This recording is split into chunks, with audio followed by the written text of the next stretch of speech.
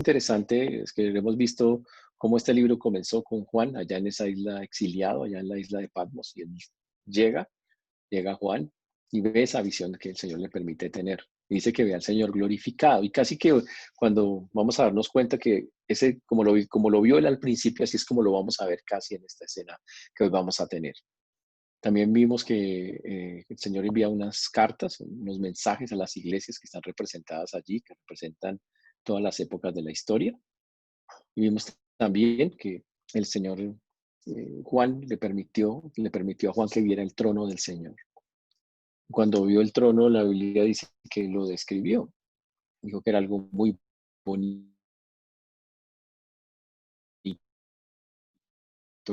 muy especial,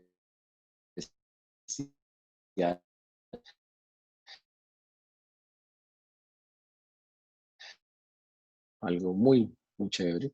Y también nos mostró que el que estaba sentado en el trono tenía un rollo que nadie podía abrir, hasta que al fin vino nada menos y nada más que el león de la tribu de Judá, o sea, Jesús.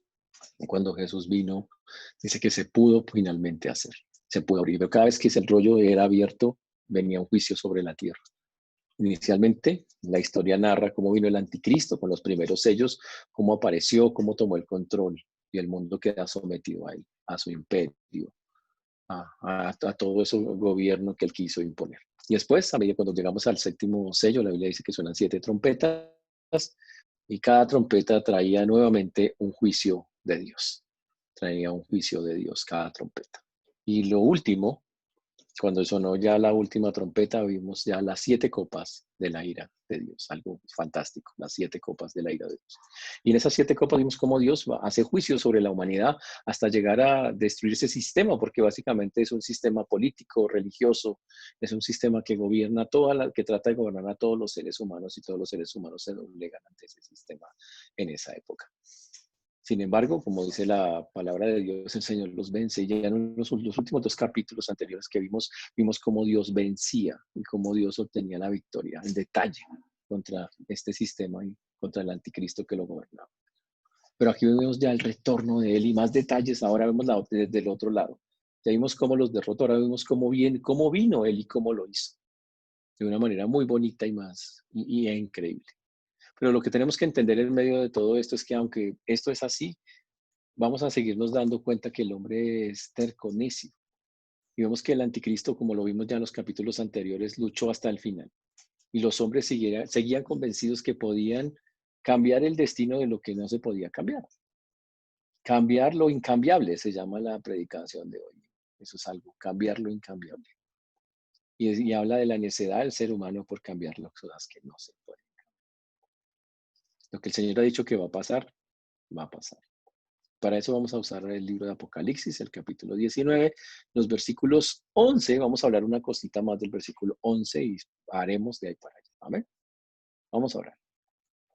Señor Dios, te damos gracias porque tú eres bueno, Señor. Para siempre es tu misericordia. Pedimos, Señor, que tú obres en cada vida, en cada corazón, como solo tú y nadie más que tú puede hacer. Señor, a ti la gloria, la honra, la alabanza damos, Dios del cielo. Por eso glorificamos y exaltamos tu precioso nombre. Pedimos, Señor, hoy que perdón por nuestros pensamientos, palabras, acciones que no te han glorificado. Pedimos dejar a un lado todo aquello que no ha sido bueno, Señor, que no ha sido agradable a ti, que esté en nuestra mente y en nuestro corazón y que impida que podamos hoy tomar de una manera limpia la predicación, Señor, sea para hablarla o para recibirla. Pedimos, Señor, que tengamos el corazón dispuesto y que tu nombre se glorifique y se exalte, porque así lo queremos, Señor. Ten misericordia a todos los que nos escuchan y de tu siervo quien habla en Cristo Jesús. Amén. Y amén. Muy bien.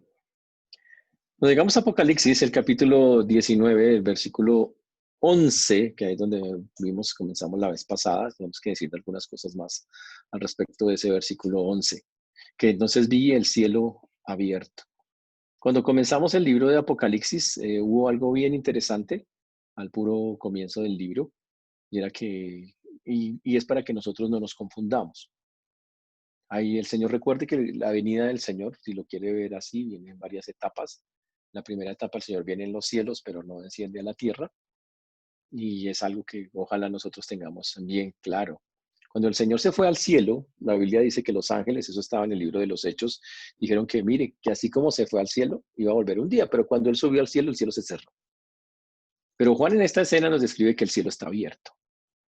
El Señor dijo que así por ese cielo que salió y se cerró, que por ese cielo se abriría y vendría. Y efectivamente es lo que estamos viendo que se cumple exactamente en ese momento, anunciando la segunda venida del Señor.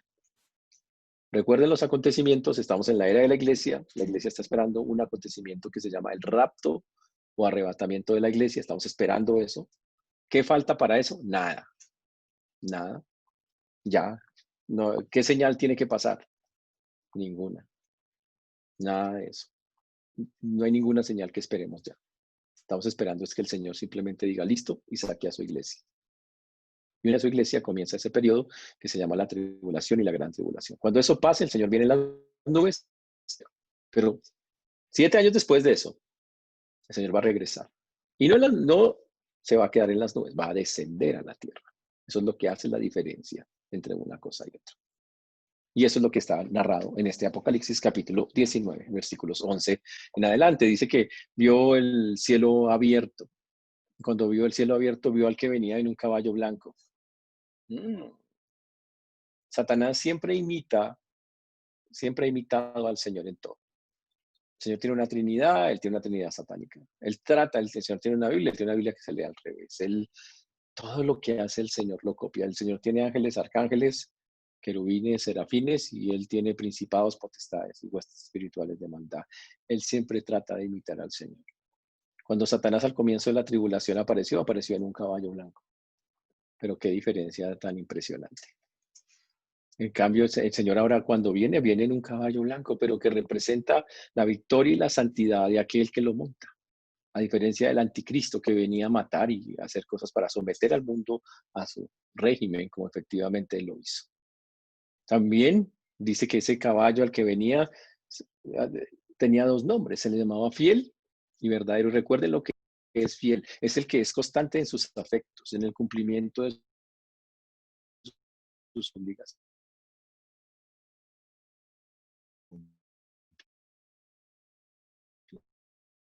Dice el al que siempre dice la verdad.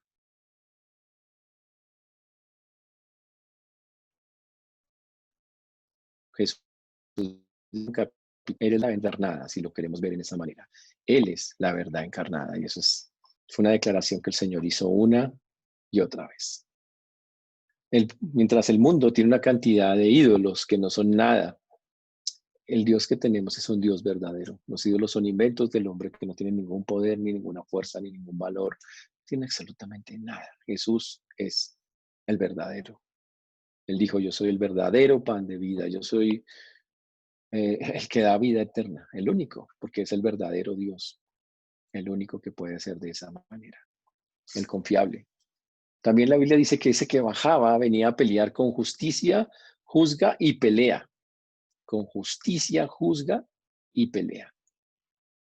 Él siempre defiende las causas justas y utiliza, cuando pelea lo hace también de una forma limpia, por decirlo así.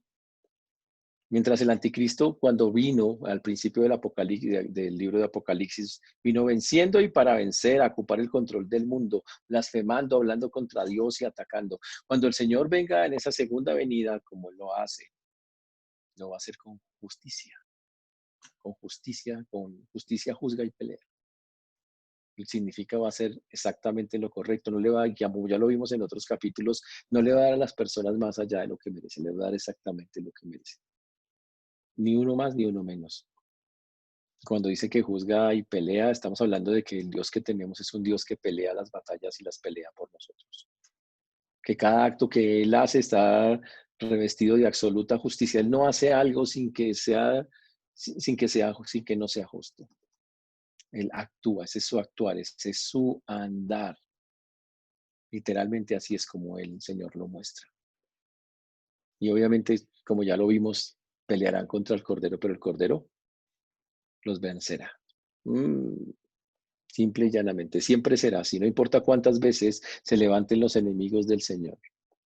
El Señor los vencerá una y otra vez. Así es como pasa. Y algo de esto habíamos hablado la vez pasada, pero es importante que más unos detalles que acabo de añadir.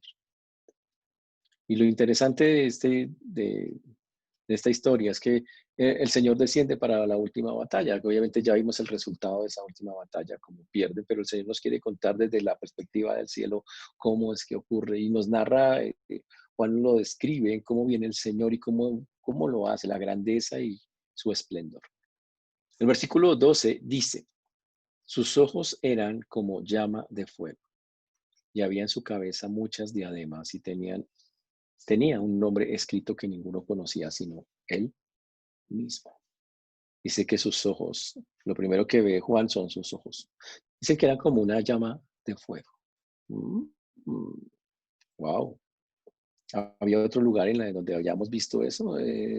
Sí, en Apocalipsis capítulo 1, versículo 14, si quiere ir allá por un momento, por favor. Tenemos una descripción de Juan que lo vio así al principio. Juan capítulo 1, versículo 14. ¿Están allá, muchachos? Juan 1, 14. Voy a poner esa Biblia para que la miren. ¿Están viendo la Biblia? Espero que sí. Muy bien. Juan 1, 14. Muy bien. Y estamos hablando de la misma descripción, básicamente. Su cabeza, sus cabellos eran blancos como nieve, sus ojos como llama de fuego. Uy, así apareció antes. Igual que acá lo estamos viendo en ese versículo 12, dice, y sus ojos eran como llama de fuego. Son esos ojos que escudriñan todo. Son esos ojos que lo saben todo, que entran al interior de las personas y que miran lo oculto y que ponen al descubierto. La Biblia aclara en 1 Corintios 4:5, como lo pueden ver ahí en la pantalla, en 1 Corintios 4:5. Así que no juzguéis nada antes de tiempo hasta que venga el Señor. Interesante, el Señor nos dice, no se pongan a juzgar antes de que el Señor venga y ponga las cosas en su justa medida. Dice el texto, el cual aclarará también lo oculto de las tinieblas y manifestará las intenciones de los corazones. Y entonces cada uno recibirá su alabanza de Dios. Cristo va a poner sobre la mesa el actuar de cada persona. Así es como lo está diciendo el texto. Y va a mostrar las intenciones, buenas o malas, de cada persona. Y dice que sus ojos como fuego penetrarán hasta el interior y van a traer a la luz esas acciones, esas cosas. Uy, pero cuando eso llegue y cuando el Señor, y ahí viene lo interesante, ¿no? No podemos describirlo con términos humanos porque es algo muy bravo de ser. Pero con su sola mirada el Señor va a escudriñar a todas esas personas que están peleando contra Él. Y con esa mirada que es como una llama de fuego, esa misma mirada los consumirá. Uy, no solamente a las obras injustas que ellos hacen, sino a los hombres mismos que las practican. Uy, porque así son, así es el Señor. Es más, Hebreos lo dice, nuestro Dios es fuego consumidor. Nuestro Dios es fuego consumidor. Uy. Y la Biblia dice claramente que no hay cosa que se le oculte a Él. Dice en Hebreos 4:13, y no hay cosa creada que no sea manifiesta en su presencia. Antes bien todas las cosas están desnudas y abiertas a los ojos de aquel a quien tenemos que dar cuenta. No hay nada que se escape a la mirada del Señor, a la mirada penetrante de Dios. Él sí puede ver cada corazón, cada intención, cada cosa. Y el Señor, y dice el Señor, no juzguemos antes de tiempo, Él lo va a hacer en su momento. Y a veces nos cuesta aceptar que los juicios de Dios llegan cuando Él quiere y no cuando nosotros queremos. Interesante. Juan con antes de llegar a lo que pasó después. Dice que en el versículo, volviendo otra vez al libro de Apocalipsis, dice, y había en su cabeza muchas diademas y tenía un nombre escrito que ninguno conocía sino él mismo. Uy. Dice que tenía en su cabeza una diadema. Uy. ¿Ustedes han usado diademas? Bueno, diademas como una corona, ¿ok? Para hacer la aclaración. Es una señal de dignidad real, ¿ok? Y es una forma de representar a alguien que es muy, muy importante. Hay coronas de este tipo Y hay coronas que también se le da a los vencedores, esas de laurel. ¿Se acuerdan de esas coronitas que de laurel que se le dan a los que son vencedores en las carreras? Es para rendirle honor en público. Pero esta que tiene el Señor es diferente, es una corona de un rey. Y obviamente dice acá, y dice que esa diadema que él estaba allí, dice, había muchas diademas. Mm, qué interesante. Muy, muy interesante. Entonces la cabeza del Señor tiene que imaginar la coronada de muchas diademas, no de una sola, sino de muchas. Uy. Ahora hay que entender que el que está descendiendo del cielo es el Rey de Reyes y Señor de Señores. Y obviamente representa la soberanía de Dios completa, representa todo lo que Él es. Mientras el anticristo tenía una diadema sobre cada uno de los 10 cuernos. ¿Se acuerdan del anticristo? El anticristo copia todo. El anticristo llega y dice, yo también tengo mis diademas, pum, y a cada cabeza de sus seguidores, de sus líderes, entre comillas, le ponía una también. Y es porque simplemente intenta copiar. Pero la Biblia dice que todo ha sido bajo los pies del Señor. Y así tiene que ser. Y la Biblia dice que todo va a seguir así hasta que el Señor haya puesto bajo sus pies a todo. A todo, que todo quede bajo sus pies. Lo dice 1 Corintios 15:24. Luego el fin, cuando entregue el reino de Dios, cuando entregue el reino al Dios y Padre, cuando haya suprimido todo dominio, toda autoridad y toda potencia. Y la Biblia dice que entonces que el Señor tenía muchas diademas que coronaban su cabeza, mostrando su poder y su grandeza. Pero eso viene una descripción interesante. Dice, y tenía un nombre escrito que ninguno conocía, sino él mismo. Ahora, tenía un nombre escrito. Además de los ojos, la cabeza llena de coronitas, si lo quiere ver así. Dice que había un nombre escrito que solo conocía el Señor.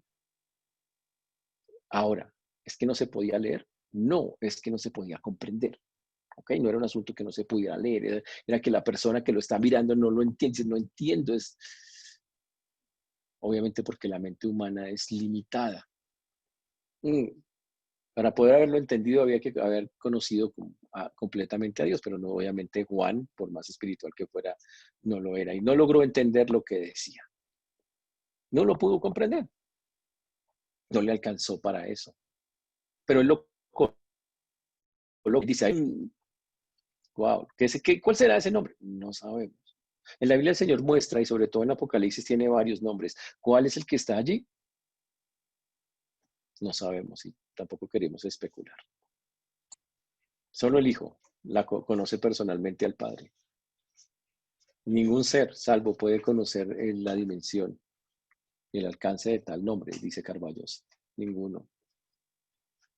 Dijo Carballosa que lo más sensato es entender que se refiere a un nombre de intimidad secreta. Un apelativo solo conocido entre las personas de la Trinidad.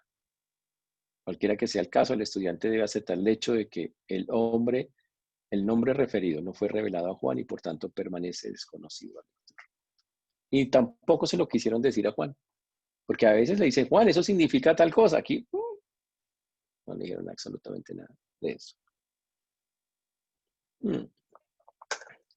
Ahora, eso nos lleva a pensar eh, varias cosas, ya pues que las tengamos, que nosotros también las tengamos clara en eso. Hasta ahora lo que hemos visto es cómo el Señor refleja su grandeza, su poder, refleja cómo el Señor refleja su gloria. Es una cosa impresionante lo que el Señor está haciendo. Pero ahí no termina la descripción. A veces en la mente de muchos cristianos la imagen de Jesús que tienen es muy religiosa, es una imagen de un Cristo crucificado que está allá y no se imaginan la gloria que reviste actualmente al Señor. Es una gloria. Y ahora, cuando Él desciende, lo hace vestido de cierta forma para que nosotros entendamos toda su obra. Esa es la intención de hacerlo.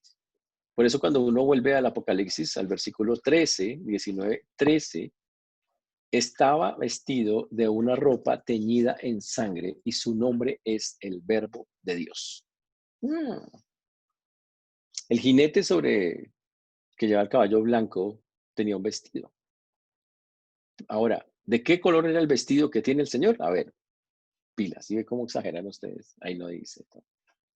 Entonces, ay, no, qué blanco, qué... No, ahí no dice eso. Dice que estaba vestido de una ropa. ¿De qué color la ropa? No dice, pero estaba vestido de una ropa. ¿Pero qué se dice? Una ropa teñida de sangre. Se traduce una ropa salpicada de sangre. Oh, mm. El verbo como está ahí habla de algo que literalmente es salpicado, que recibe, no es teñido, mejor dicho, para hacer la diferencia. No es el color natural, sino algo que se da porque, y obviamente aquí es donde viene la parte interesante, se obtiene porque la persona al pelear es salpicada por la sangre del adversario, si lo quiere ver de esa manera. Lo que está mostrando es la lucha que tuvo que tener el Señor con sus adversarios. Y al hacerlo, salpicó sus vestidos de sangre. Ahora, eso es real, claro. La Biblia lo había profetizado en el libro de Isaías, capítulo 60,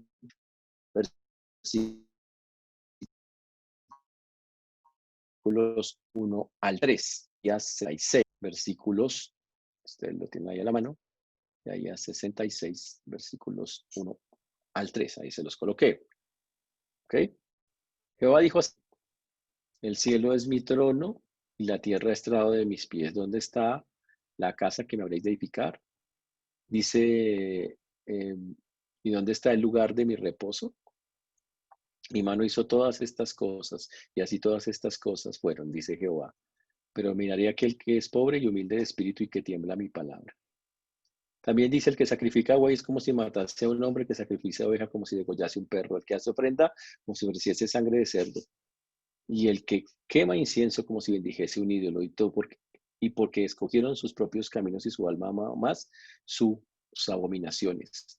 También yo escogeré para ellos escarnios y traeré sobre ellos lo que temieron, porque llamé y nadie respondió. Hablé y no oyeron, sino que hicieron lo malo delante de mis ojos y escogieron lo que me desagrada. Y el Señor dice: porque la sangre hace todo eso, porque yo los llamé, los busqué, les di las oportunidades.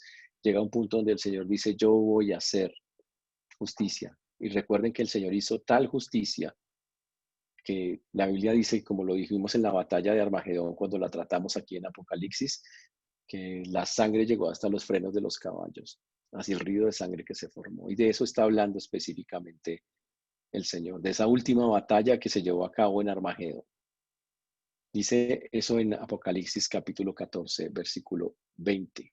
Y fue pisado el lagar fuera de la ciudad, y el lagar salió sangre hasta los frenos de los caballos por 1600 estadios. Interesante, muy interesante. Ahora, ¿por qué el Señor viene así? Bueno, el Señor viene así para que nosotros no olvidemos lo que Él hizo. Es una batalla ganada y sangrienta, si lo quiere ver así.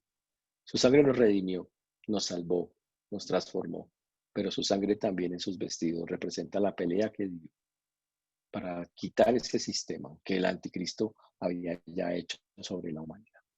Pero el texto no termina ahí, dice que también, y su nombre, dice, estaba vestido de una ropa teñida en sangre, y su nombre está en mayúsculas, el Verbo de Dios. Se traduce, ha sido llamado el Verbo de Dios.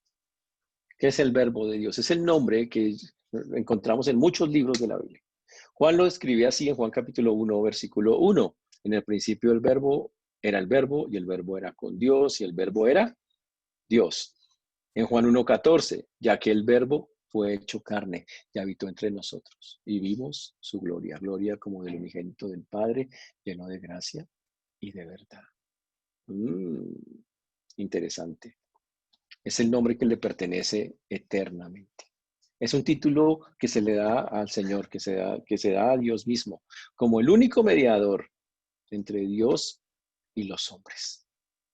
Es el título que se le da y que hace que entendamos nosotros que es el que trasciende toda la historia. De eso se trata el Logos, el verbo. El Logos habla de la encarnación de Cristo, habla del ser de Cristo, de que bajó, se hizo hombre y volvió a subir al cielo. habla de todo, específicamente de todo eso. Esa vida de las personas. El verbo se hizo carne. Es el que siempre ha sido, que siempre será, y que siempre existirá.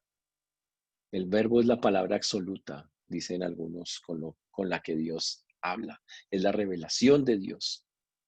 Y ese verbo estaba haciendo juicio y nos narra que hizo juicio sobre todos aquellos que estaban allí. Y eso es fantástico. Pero llegamos al versículo 14, un versículo muy interesante, a la verdad, muy chévere. Cuando llegamos a Apocalipsis 19:14. Y los ejércitos celestiales, vestidos de lino finísimo, blanco y limpio, le seguían en caballos blancos. Ush. Es uno de los versículos más bonitos para los cristianos, bueno, dependiendo de quiénes sean los vestidos linos, de los vestidos de lino finísimo, blanco y limpio, que le seguían en los caballos blancos. La escena que vemos es que el Señor está adelante, si lo quiere ver así, va en un caballo blanco y detrás de él vienen otros caballos blancos, los cuales son denominados los ejércitos celestiales, que tenían los vestidos de ellos, también eran blancos como los de los caballos. Y decían que eran vestidos de lino blanco, puro. ¿Quiénes son esos ellos? Interesante. Hay dos posiciones. ¿Cómo así, pastor? No hay una sola, no, hay dos posiciones. ¿Por qué? O sea, no es clarito que hay. Algunos dicen son literalmente ejércitos celestiales, o sea, ángeles que vienen con sus caballos blancos. Y esa es la opinión de algunos estudiosos. Piensan que específicamente son ellos, literalmente. Dicen, no, son ángeles, arcángeles, seres celestiales que vienen a pelear a la mano del Señor. Mm, Interesante eso. Pero otros piensan, y mucho, es la opinión de muchos también, que son nada menos y nada más que los creyentes de todas las épocas, que en ese momento están ahí con el Señor. Ahora, ¿por qué? Bueno, por los vestidos que tienen. La Biblia habla que el creyente, que cuando somos creyentes, cuando se está allá en el cielo, tenemos vestiduras blancas, resplandecientes. Mm, Interesantísimo eso. Ahora, ¿cuál de los dos es? Mm, La Biblia siempre dice que cuando una persona se mete con el Señor, y lo tuvimos ahí mismo en Apocalipsis, miren este versículo de Apocalipsis 3:4 para hacer la aclaración. Apocalipsis 3:4, si lo tienen, dice, pero tienes unas pocas personas en Sardis manchados sus vestiduras y andarán conmigo en vestiduras blancas. Y el Señor dice que todo aquel que se hace su hijo, que anda con él, que finalmente está en la presencia de él, tiene esas vestiduras blancas.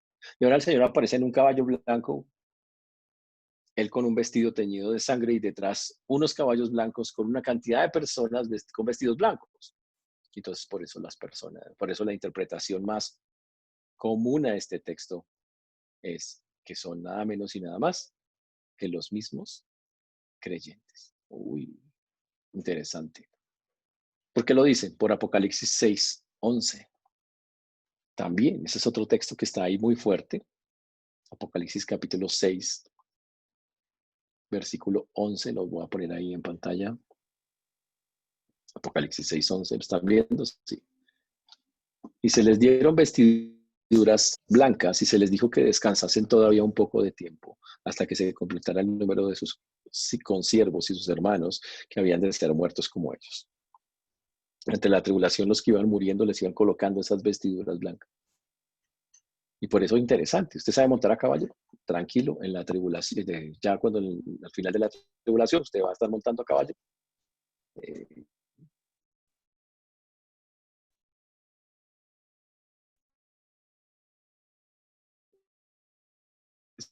sí, la interpretación nos parece increíble. Venir con el Señor.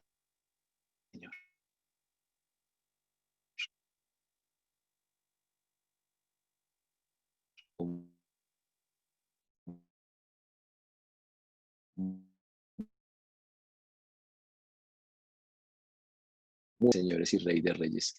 Y los que están con él son llamados y elegidos y fieles. Y esos son nombres que el Señor utiliza para los salvos. Llamados, elegidos y fieles. De ahí que la posición que normalmente se acepta es que quienes vienen en esos caballos blancos atrás son nada menos y nada más que creyentes. Entonces se imaginan montando a Jaimito en caballo blanco. No, tenaz. Espero que esté despierto, Jaimito, cuando sería fantástico. Increíble, pero muy, muy chévere. Ahora, la gente siempre se pregunta, ¿cómo será esa pelea? Como la gente ve tanta televisión, el problema es que se ponen a ver tantas películas y todo. Ese sí es un... ¿Cómo será esa matanza? ¿Será esa... Dice, ¿será como ayer, como lo que explotó ayer? Terrible la explosión allá en el Líbano. ¿Será esa como esa onda? No. Que uno siempre dice, ¿cómo los va a destruir el Señor? ¿Cómo los va a chicharrar? Porque bien que es una cosa así. No, la Biblia dice, es un punto muy interesante. Dice el versículo 15, de su boca sale una espada aguda para herir con ella a las naciones, y él la regirá con vara de hierro, y él pisará el lagar del vino del furor y de la ira del Dios Todopoderoso. Eso está en Apocalipsis 19, 15. 19:15. Aquí lo voy a colocar para ustedes. Un momento. ¿Dónde estamos? Apocalipsis 19:15. De su boca sale esa espada y se parará con ella las naciones, y él la regirá con vara de hierro, y él pisa el lagar del vino del furor de la ira de Dios Todopoderoso. En su vestidura y en su muslo tiene escrito este nombre: Rey de Reyes y Señor de Señores. ¿Qué arma trae el Señor? Y dice que es su boca. Interesantísimo eso. Mientras la gente espera que una bomba nuclear, alguna vaina así, no, el Señor no pelea con esas cosas. Dice Juan, de su boca sale una espada aguda. Interesante. Entonces dice, pero ¿cómo así? O sea, abre la boca y sale una espada. A ver, Juan describe lo que él cree estar viendo. Recuerde que Juan está en una visión celestial y él trata de transmitirnos con su vocabulario lo que él cree ver. Dice, yo veo eso. Y por eso dice, de su boca sale una espada aguda. Las espadas son obviamente las expresiones del poder y de la justicia. Muestra el carácter judicial de Dios, o sea, el carácter de juicio del Señor. Y obviamente la espada acá no es una espada chiquita, aquí es la espada grande, ¿ok? Afilada, lista para el combate. Y significa un arma lista para la batalla, que está dispuesta a hacerlo. Y está afilada. Y la palabra afilada ahí significa rápida, veloz.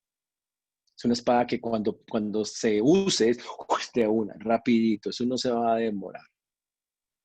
Y en Apocalipsis nosotros vemos que las batallas cuando se pelear contra Dios, siempre diré que es una pelea de tigre con burro amarrado y uno no es el tigre, obviamente. Y las posibilidades de perder son todas. ¿Y en cuánto tiempo? En segundos, simplemente muy rápido. El texto dice que iba a ser una espada veloz. Y efectivamente así narra la Biblia que fue. Dios cuando ejerce esa batalla lo hace de manera rápida, instantánea, muy rápida. Eso es algo increíble. En Isaías 11:4 había un versículo que hablaba de eso. Decía, sino que juzgará con justicia a los pobres y arguirá con equidad por los mansos de la tierra y herirá a la tierra con la vara de su boca y con el espíritu de sus labios matará al impío. Uy, qué interesante.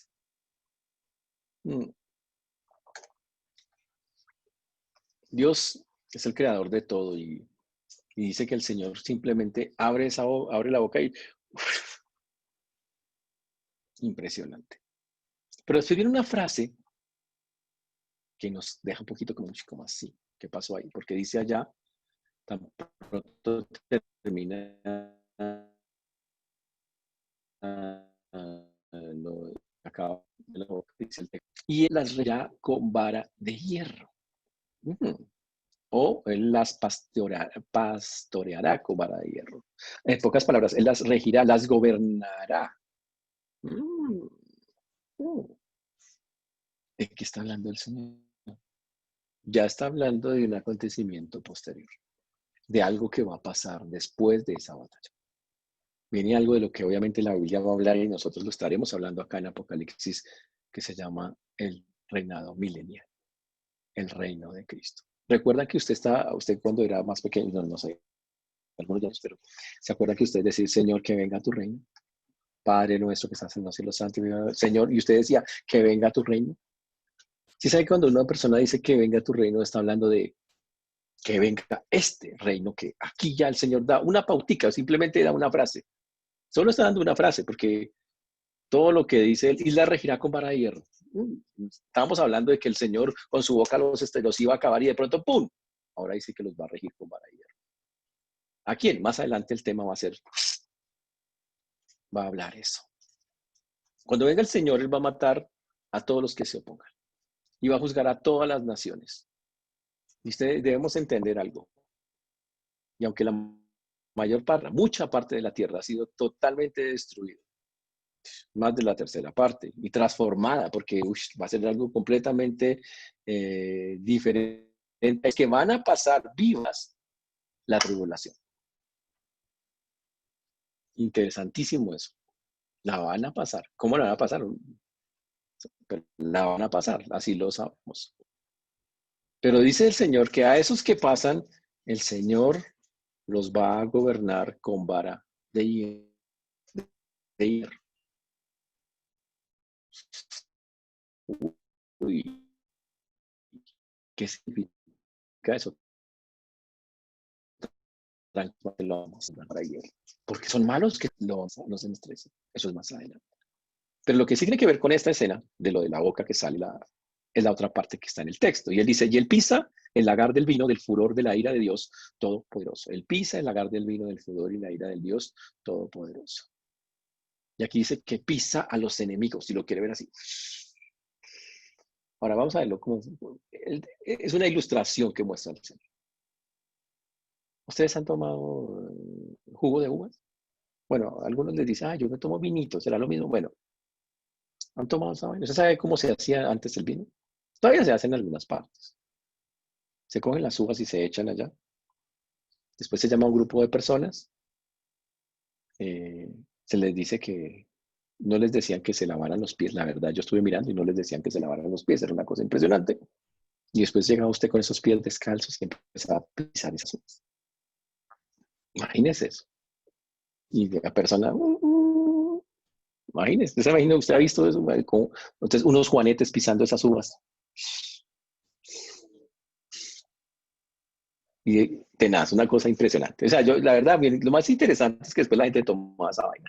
Porque la gente la pisaba, eso llegaba y salía por un tubito, llegaba y salía y luego empezaban a embotellar. Lo etiquetaban y después la gente, tin, tin, tin, se lo bebía. Pero la acción que estaba mostrando el Señor es que así como las uvas se pisaban, quedaban despichadas, aplastadas. Así es como se pelea esa batalla. El Señor abre la boca y instantáneamente todo ese grupo de personas quedan como una uva. Y por eso no es raro que lo que dice la Biblia, que la sangre sube hasta el freno de los caballos. Pues obvio, no. Pero está hablando específicamente de aplastar, pisar literalmente eso. Una cosa fuertísima. Así son aplastados los enemigos de Dios. Y se pisa el lagar del vino del furor de la ira de Dios. Ahora, cuando se habla de la ira de Dios, yo quiero que entendamos algo. No es que Dios está todo piedra y dice, tengo piedra, venga. No, no es eso. No está hablando nada de eso. Ya hemos visto el contexto. Hay que leerlo antes. Dice que Dios no le va a dar a las personas nada más allá de lo que merece. Y eso es algo bien claro, porque la Biblia dice que les ha dado oportunidades una y otra vez para salvarse. Pero los que están acá recibiendo, los que son aplastados literalmente, son a todos aquellos que a pesar de todas esas oportunidades, dijeron no. Y es más, no solamente dijeron no, peor todavía. Dijeron, ¿sabe qué? Nos vamos de frente contra Dios. Entonces, no está recibiendo nada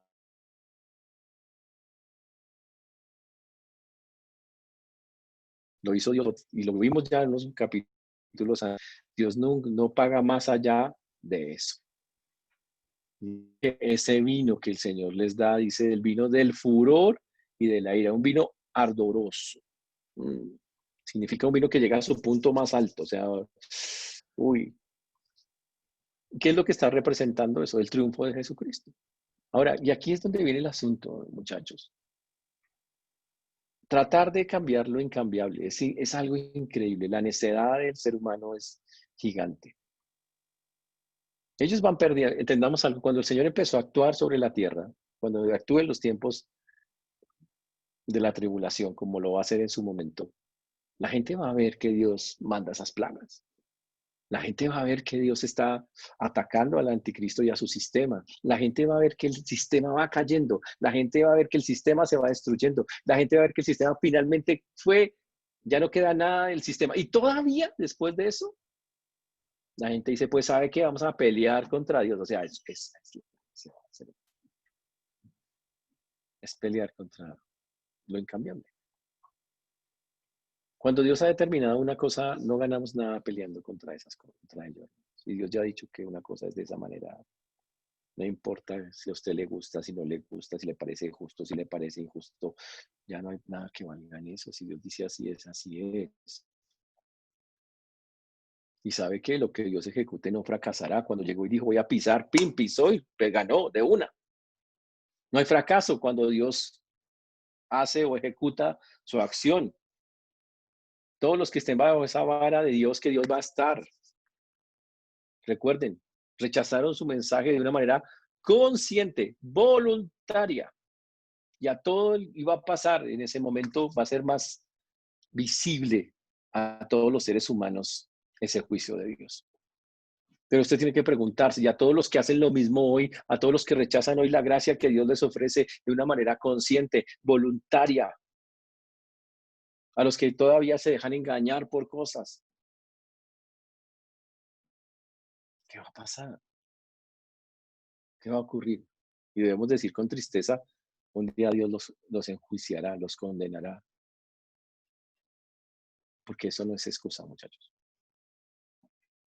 Y debemos decir con tristeza que vemos cada día más y más personas, estos tiempos de coronavirus, sí que lo estamos viendo y es feo, es horrible.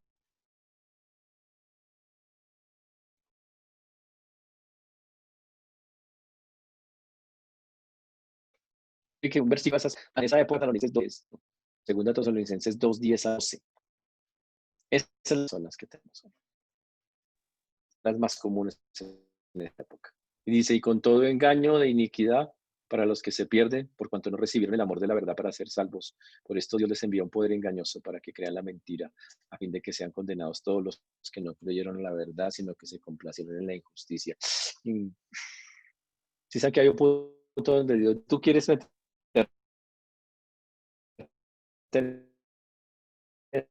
eso, y ya, se acabó. Tesalonicenses esa parte, uy, impresionante, impresionante. Por eso Dios, cuando ejecute su acción, muchachos, no hay injusticia. Hay personas que dicen, no, es que terrible, que no hay nada de terrible en eso. Dios le ha dado lo que es, ni más ni menos, la justa medida de sus acciones. Así sencillo. Y muy claro, mucho hoy es tratar de ir contra lo que Dios dice. No hay nada que hacer contra. Ahora, hoy en día, esta generación que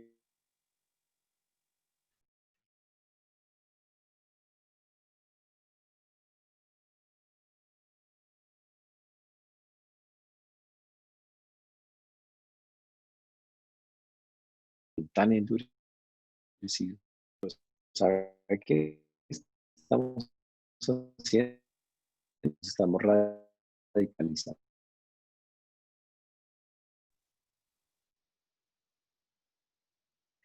La gente radicalizada está lleno, el corazón se está lleno, estrés, imagínense, habla de Dios cositas, pero es que esta semana ya ha habido tres personajes hablando de Dios Qué miedo a ver, que venga su Dios a ver qué vaina es eso. No, pues nos va a matar a todos. Qué miedo. Ese es el mundo en el que estamos. Pero señores, la Biblia no miente y no se puede cambiar lo que Dios ha determinado.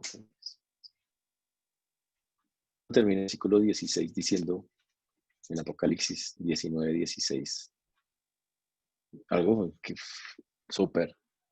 Y en su vestidura y en su muslo tiene escrito este nombre: Rey de Reyes y Señor de Señores.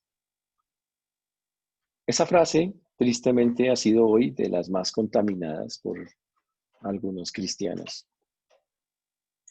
Uno la escucha cuando las bellezas dicen: yo soy hijo del Rey de Reyes y Señor de Señores, el Señor me va a dar toda la plata y toda la provisión y toda la... Y sí, hay gente que la cogió por ese lado. ¿Qué es eso? Es que el Señor dijo que... Y leo las frases. Es que el Señor dijo que nosotros somos cabeza y no cola. No, no, fantástico. Y entonces, claro, como Él es el hijo del Rey de Reyes y Señor de Señores, pues yo soy un príncipe que debe vivir como un rey. Ah, no, qué teología tan espectacular. Y nada más salido de contexto que eso. Y aunque él sí tiene ese título, porque la verdad es que el Señor sí tiene ese título. Wow. La interpretación del título es una cosa muy diferente a que usted va a ganar plata. Nada, no tiene nada que ver con eso. ¿Ok? Cuando el Señor desciende, Juan lo describe, dice que está escrito sobre su vestido y sobre su muslo. Uy, qué interesante. Hay dos partes está. Wow, tiene el nombre fiel y verdadero, tiene el nombre, ahí está el fiel, verdadero, el verbo de Dios y ahora el Rey de Reyes y Señor de Señores. 4 nombres que atestiguan que está viniendo. No nos olvide, fiel, verdadero, verbo de Dios, Rey de Reyes y Señor de Señores. Uy. En el mundo hay gente, hay reyes que han utilizado el título Rey de Reyes. Cuando los emperadores romanos estuvieron en la tierra, estaban acá en esa época, ellos decían, se hacían llamar de esa manera. Por eso fue tan duro lo que pasaba con ellos, por creerse que eran ellos, creerse que eran dioses, diciéndolo así. Pero cuando dice acá esto, que Él es Rey de Reyes, que está escrito sobre su vestido y sobre su muslo, Rey de Reyes y Señor de Señores. Uy, pues esto obviamente está hablando de que Él es el único Rey verdadero. El vestido habla de su santidad. Ese muslo que dice Rey de Reyes habla de su poder. Siempre, en la batalla que hemos visto en el Apocalipsis, Satanás siempre trata de mostrar que el Señor no es tan poderoso como decimos. Pero Dios lo muestra claramente y viene marcado. O sea, esa es la parte interesante. Para que recuerden que cuando el Señor venga por segunda vez, será visible. La gente va a ver la segunda venida de Cristo. Los que estén en la tierra. Los que reciban ese juicio van a decir, uy, bajó, va a ser visible. Y el Señor lo va a proclamar porque sus vestidos tienen eso, su muslo tiene eso. Verano. Y todos en ese momento tendrán que doblarse. Los reyes del mundo, todos los que están allá doblarán sus rodillas ante el único y verdadero Rey de Reyes y Señor de Señores, como dice la palabra, para que en el nombre de Jesús doble toda rodilla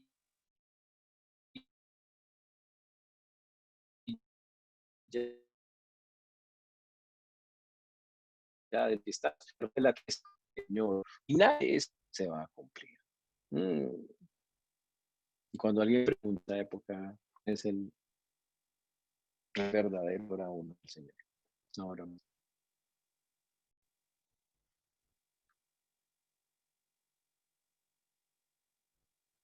el Apocalipsis narra desde la perspectiva, vimos en la tierra, pero lo que sigue los versículos 17 hasta el 21, es lo que llamamos ya como lo hizo Dios en una batalla que se llama Armagedón. Eso no es una película, es una batalla bíblica, okay, para que lo tengamos claro. Pero eso no lo veremos sino la próxima semana. Pero hoy tiene usted que irse pensando algo.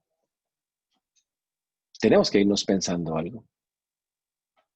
Si nosotros podemos ver, contemplar al Señor como lo está viendo Juan, si nosotros podemos imaginarlo en esa manera, tenemos que hacernos una idea en la cabeza muy clara y muy concreta de estar viendo al Señor en la manera en que debe ser visto.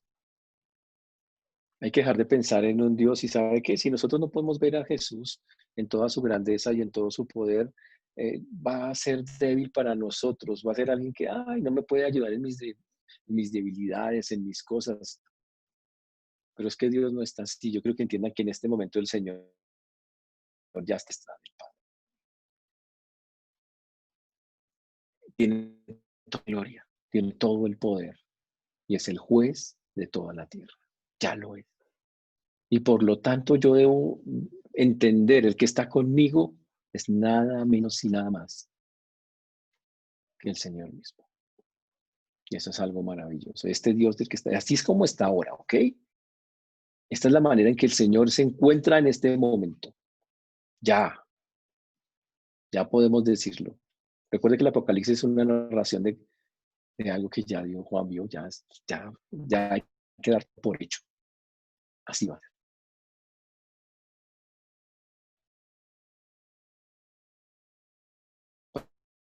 Estar claros. La otra cosa, los designios de Dios son incambiables. Nos gusta, no tiene tenido,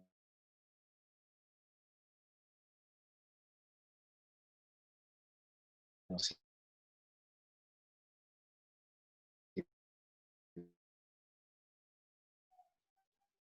un mundo tercio, que estamos, que todo lo que es el Apocalipsis es verdad. Señores, piensen algo.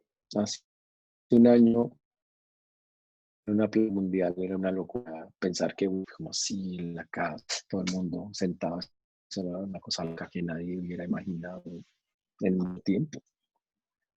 Hoy es una realidad. La Biblia habla de pestes, hambres, cosas. O sea, saben que mire cerca. Cada vez es más cerca. Cada vez las cosas que pasan afectan a más personas. Y es porque el Señor va a venir pronto.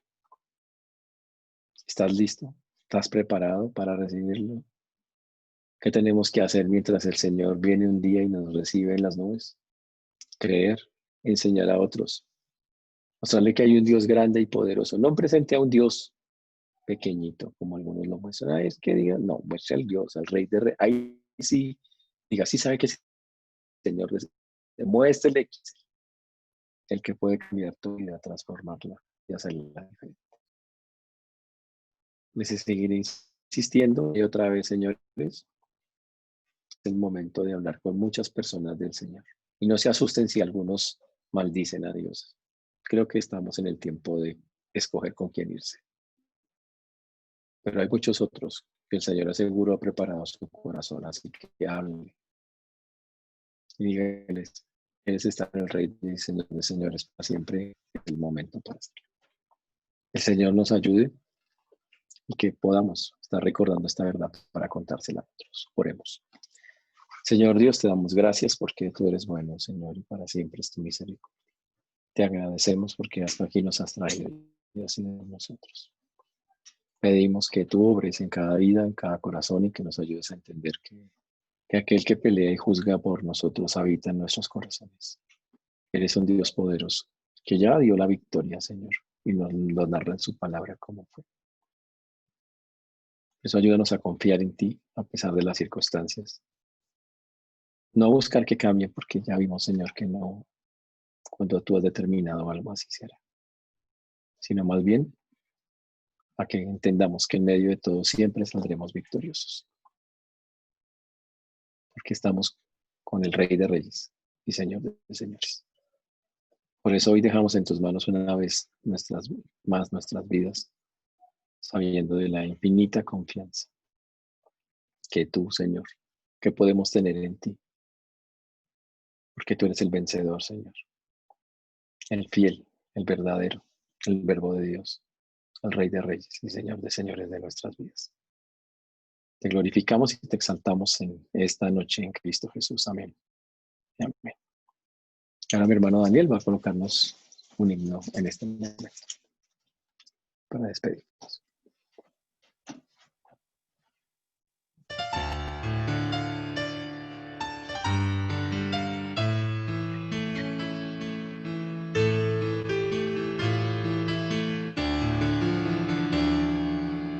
Oh, qué amor, qué inmenso amor, el de mi Salvador.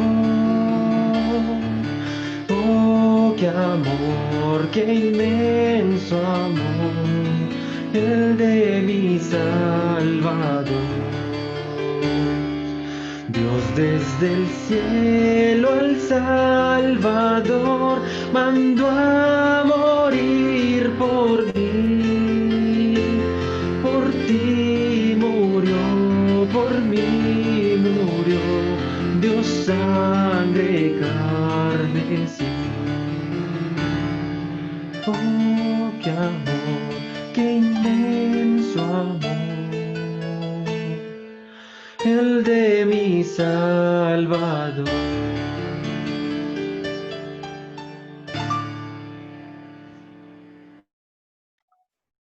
Señor Dios, te damos gracias por esta